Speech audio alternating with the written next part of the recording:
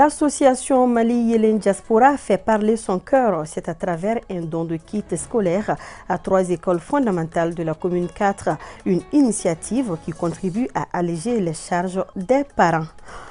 Les cheveux et le cordon ombilical du nouveau-né et le placenta d'une femme ont chacun une caractéristique. Selon la tradition, ces éléments sont préservés pour protéger l'enfant de certains mauvais sorts. Plus de détails au cours de cette édition.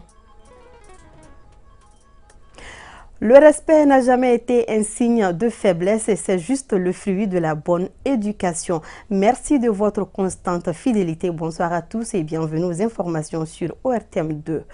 Les élèves de 3 écoles fondamentales en commune 4 du district de Bamako viennent de bénéficier des kits scolaires. C'est une initiative de l'association Mali Yelen Diaspora, un appui à l'éducation qui contribue à alléger les charges des parents. Lala Diara Touré nous donne les détails. 160 élèves par classe de la 2e à la 6e année dans 3 écoles fondamentales de la commune 4 du district de Bamako.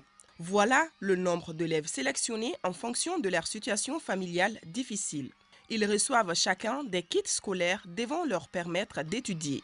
Un geste humanitaire à l'actif de l'association Mali Yelen Diaspora.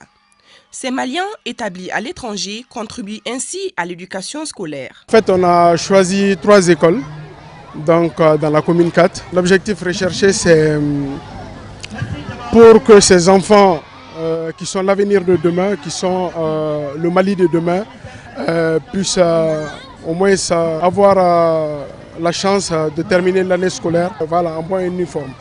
L'éducation est le socle de tout développement, soulignent les autorités scolaires et coutumières présentes à la cérémonie. D'où leur satisfaction, mais surtout leur reconnaissance à l'endroit des donateurs. Un grand merci. Merci d'avoir pensé aux élèves de Amdelay. Cette donation, ce n'est pas seulement pour les élèves de Amdelay. Ça nous réconforte tous, c'est pour tout le cap de la Fiabou. Donc je souhaite que beaucoup d'autres personnes emboîtent leurs pas. Parce que nous sommes dans le mois de la solidarité. C'est l'occasion pour ceux qui ont un peu de songer aux nécessités. C'est un ouf de soulagement pour beaucoup de parents. Nous sommes vraiment honorés par ce geste, mais cela ne nous surprend guère, car ce sont nos enfants qui ont aujourd'hui une position confortable, qui songent à leurs enfants et petits frères.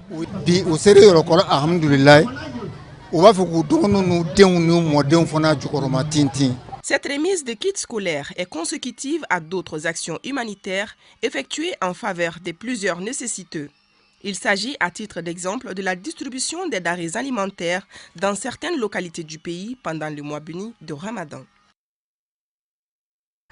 Toujours dans l'humanitaire, l'association Solidarité Afrique Farafina, en partenariat avec la Fédération vaudoise, a organisé une conférence débat de 2 jours. C'était sous le thème de la capitalisation des expériences du village de Sikoro ici au Mali et celle de la Suisse. Ainsi, les initiateurs entendent partager leurs expériences avec la partie malienne. C'est ce que nous dit Sabine Keita.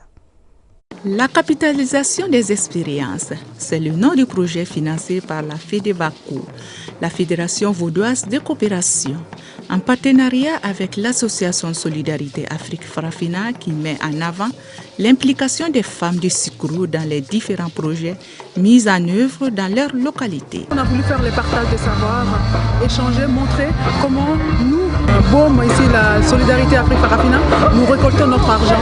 Et cela permet aussi de montrer que, finalement, l'argent n'est pas récolté comme ça, mais l'argent est le fruit du travail.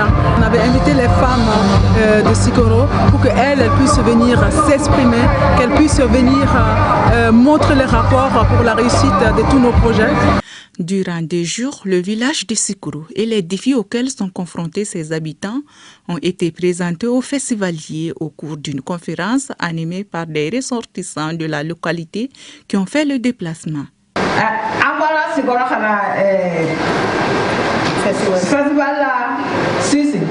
Donc nous avons quitté Sikoro pour venir assister au festival et voir comment les choses se font ici pour alors récolter et investir dans notre village. Elle remercie l'association FEDEBACO plus la solidarité Afrique-Farafina. Ce projet permettra sans nul doute de sensibiliser sur la coopération en général, sur l'implication de la population locale sur les projets futurs et fera la promotion des valeurs d'entraide et de vivre ensemble. L'objectif, c'est aussi de diminuer ces distances. Parfois, il y a de l'incompréhension qui fait souvent qu'il y a de la distance entre toutes ces personnes.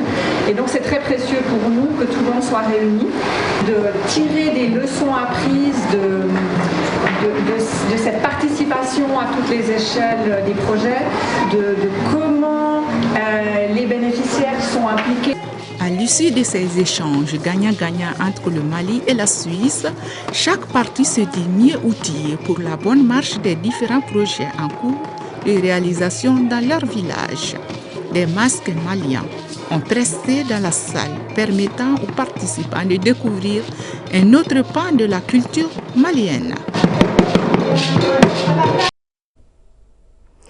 Je le disais au sommaire, le cordon ombilical, les cheveux du nouveau-né et le placenta d'une femme disposent chacun d'une caractéristique et d'une particularité. Si le cordon ombilical est sectionné du placenta le jour de la naissance, les premiers cheveux du bébé sont traditionnellement rasés le jour de son baptême. Selon les us et coutumes au Mali, ces éléments sont soigneusement préservés dans le but de protéger l'enfant.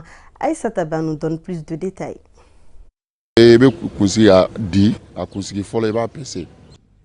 Pour l'utilisation des cheveux, nos parents les pèsent.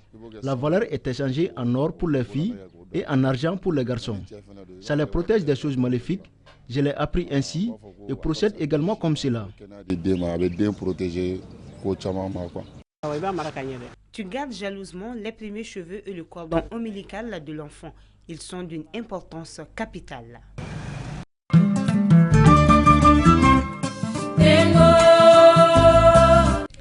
Tous conviennent là-dessus. Les cheveux, le cordon ombilical et les placentas sont d'une grande sacralité dans la culture malienne.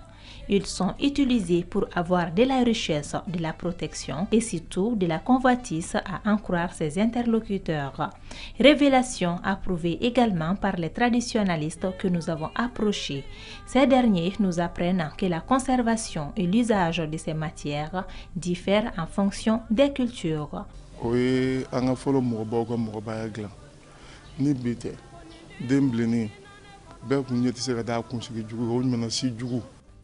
Ça a beaucoup servi pour les anciens. Avant, tout le monde ne pouvait pas regarder les premiers cheveux du bébé. Ils étaient cachés pendant les 7 premiers jours. Après sa purification lors du baptême, le père ou la mère les rassemble avec les cordons ombilicaux afin de les peser. La valeur est portée soit en or ou en argent par le bébé sous forme de bracelet. C'est son premier sacrifice qui le protège contre tout mal.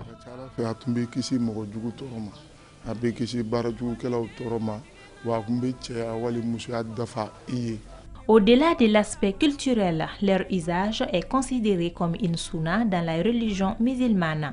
Les placentas qui représentent le double du bébé doivent être enterrés pour éviter toute utilisation pouvant faire connaître un mauvais sort.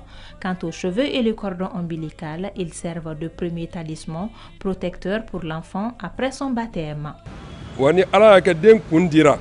Après le baptême, la valeur en or ou en argent est donnée en guise d'offrande au nom du bébé. Le prophète Mohammed, paix sur lui, a procédé ainsi. Et tous les fidèles doivent faire pareil. En plus de ses cheveux, le cordon ombilical et le placenta sont enterrés. On ne doit pas les prendre à la légère. Et on ne les jette pas et ils sont confiés à quelqu'un de confiance pour les enterrer. Comme pour dire que nous sommes issus de la terre et nous y retournerons.